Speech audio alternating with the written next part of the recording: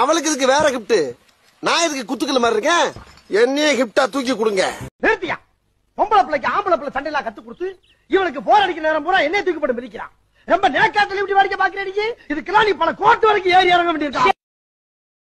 என்ன செஞ்சாலும் பிடிக்கலைங்கிறான். சோறாக்குறது பிடிக்கலையா, குழம்பு வைக்கிறது பிடிக்கலையா, ரசம் வைக்கிறது பிடிக்கலையா, தினைக்கு குழம்புலே தானே சண்டை வருது. ஆமாப்பா. ஆமா. என்ன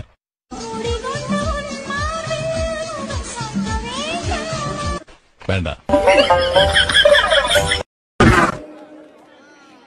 ஓஹோ, எனக்கு நிறைய வேலை இருக்குன்னு தெரிஞ்சுக்கிட்டு வலுக்கட்டாயமா உங்களுக்கு லீவா இருக்கணும். இன்னைக்கு எனக்கு லீவ போடு போடு லீவ. லீவ் போட முடியாது.